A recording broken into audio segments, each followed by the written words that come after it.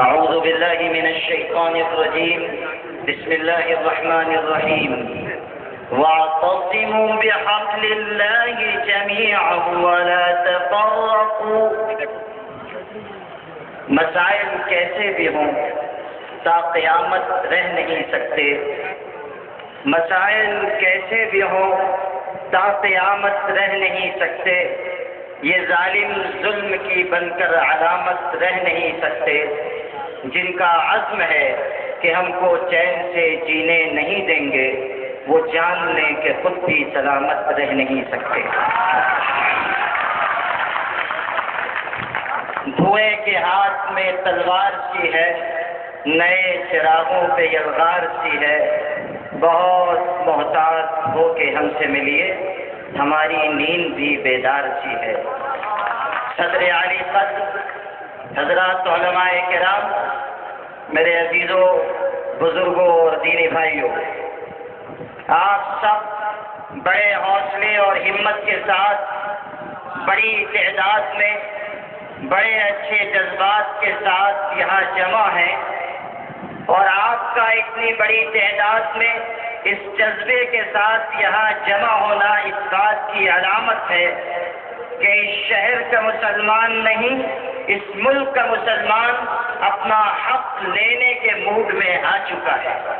اور جب مسلمان اپنا حق لینے کے لیے اٹھ کھڑا ہوتا ہے تو اس ملک کی تاریخ یہ ہے کہ جس حکومت کا جس سرکار کا رقبہ سلطنت اتنا بڑا تھا کہ اس میں سورج نہیں ڈوبتا تھا، جب مسلمان اپنا حق لینے کے لیے آگے بڑھا تو ان انگریزوں کو جن کی سلطنت میں سورج نہیں ڈوبتا تھا، اس ملک سے بوریا بستر سمیت مسلمانوں نے ان کو نکال باہر کیا. بلکہ میں نے غلط کہا، بوریے بستر سمیت ہم نے نہیں نکالا، بوریا بستر ہم نے یہی رکھوا لیا اس لیے کہ اسی ملک کا بوریا بستر تھا. بغیر بوریے بستر کے ہم نے ان کو نکال باہر کیا. یہ سرکاریں جن کا سورج کبھی مہاراشٹر میں ڈوبتا ہے، کبھی یو پی میں، کبھی گجرات میں، کبھی بہار میں، وہ کیا مسلمانوں کے آگے ٹک سکیں گے؟ ان حکومتوں کو اور ارباب اقتدار کو سمجھ لینا چاہیے. اور پولیس اور سی آئی ڈی کے لوگ جو یہاں ہیں اور جو ارباب اقتدار کے نمائندے یہاں آئے ہوئے ہیں، وہ جا کر ارباب اقتدار کو یہ بتا دیں کہ حکومت نوشتہ دیوار پڑھ لے، ورنہ اس پڑھتے ہوئے سیلاب کو اگر روکا نہیں گیا تو دلی کا راج سنگھاسن ڈاما ڈول ہو جائے گا. مسلمانوں، اس ملک میں ہم باعزت شہری ہیں اور اس ملک کے ہم محسن ہیں. اس ملک پر ہم نے 1000 سال تک حکومت کی ہے اور عدل و انصاف کے ساتھ حکومت کی ہے. ہم نے اس ظلم کو کبھی اپنایا نہیں جس ظلم کو آزاد ہندوستان میں مسلمانوں کے ساتھ روا اور جائز رکھا گیا. ہم نے ہر معزز شہری کو اس کا حق دیا اور ہم نے ہر انسان کو انسان سمجھ کر اس ملک میں اس کو آگے بڑھانے کی کوشش کی. لیکن آزادی کے بعد مسلمانوں کو دوہرے پیمانے سے اس ملک میں ناپا جانے لگا، اور آج جبکہ خود حکومت کے ایک معزز جج نے اس بات کا تذکیہ کیا کہ مسلمانوں کی حالت بہت پسماندہ ہو چکی ہے، انہیں ریزرویشن ملنا چاہیے، تو ریزرویشن دینے کے بجائے حکومتوں نے بہانے بازیاں شروع کر دی. اور آج صورتحال یہ ہے، سچائی یہ ہے کہ ریزرویشن تعلیم میں، ملازمت میں، ریل کے محکمے میں، مختلف تعلیمی اداروں میں مسلمانوں کو تو ملا نہیں، لیکن ریزرویشن ہمیں تھوک کے حساب سے ہول سیل میں دیا گیا. جیلوں میں، ظلم و زیادتی میں، نوجوانوں کو گرفتار کرنے میں، بے روزگاری میں ہم کو ریزرویشن دیا گیا. یہ ریزرویشن ہم کو منظور نہیں ہے، اور جو سرکار ایسا ریزرویشن دے گی وہ سرکار بھی اس ملک میں چل نہیں سکتی ہے. اس بات کا احساس ہمیں دلانا ہوگا. اور میرے عزیزوں، ایک بہت اہم بات یہ بھی آپ سب کو بتانی ہوگی اور اپنے جذبے سے، اپنی تعداد کی قوت سے اس کا احساس لوگوں کو دلانا ہوگا کہ ہم نے صبر کیا، ہم نے برداشت کیا، ہم نے ہونے والے ظلم و ستم کے ایک بہت بڑے مرحلے کو گزار دیا، لیکن اس کا مطلب یہ نہیں ہے کہ ہم اسی طرح اس ملک میں جیتے رہیں گے. ہم اپنے حق کی بازیابی کے لیے اور اپنے جائز حق کے حاصل کرنے کے لیے آگے بڑھیں گے. اور 20% ریزرویشن جو ہمارا حق ہے وہ ہمیں ملنا چاہیے. اور حق کا مانگنا اگر جرم حکومت قرار دے تو ایک بار نہیں، 10 بار نہیں، 1000 مرتبہ ہم یہ جرم کرنے کے لیے تیار ہیں اور کوئی حکومت ہمیں روک نہیں سکتی ہے. میرے بھائیوں، ہم اور آپ اس بڑی تعداد میں یہاں اس لیے جمع ہوئے ہیں کہ ہم اس بات کا احساس اپنے دل کے اندر پیدا کریں کہ مسلمان پسماندگی کا شکار ہے اور مسلمان کو پسماندہ رکھ کر اس ملک کو ترقی کی راہ پر لے جانا ناممکن ہے. آپ دیکھتے ہیں کہ ایک گاڑی کے اگر 4 پہیے ہوں جن میں سے 3 پہیے 100 کلومیٹر فی گھنٹہ کی رفتار سے چل رہے ہوں اور ایک چکا جام کر دیا گیا ہو جو 10 کلومیٹر فی گھنٹہ کی رفتار سے چل رہا ہو تو مجموعی رفتار پوری گاڑی کی 10 کلومیٹر فی گھنٹہ ہوگی. یہ سمجھنا حماقت ہے کہ 3 پہیوں کی تیز رفتاری گاڑی کو تیز رفتار بنا سکے گی.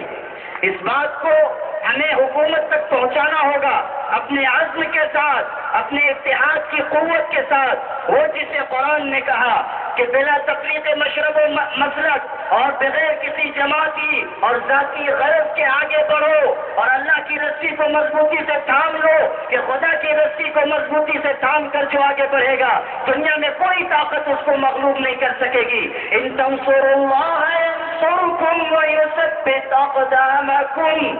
اگر اللہ کے دین کی اور اپنے قومی بھائیوں کی مدد کے لیے تم آگے بڑھو گے تو خدا تمہاری مدد کرے گا اور تمہارے قدموں کو جما دے گا. ان ینصرکم اللہ فلا غالب لکم. اللہ تعالیٰ اس کی مدد کرتا ہے جو اللہ کے دین کی مدد کرتا ہے اور جس کی اللہ مدد کرتا ہے دنیا کی تمام حکومتیں الٹا لٹک جائیں اس کا بال بیکا نہیں کر سکتی ہے.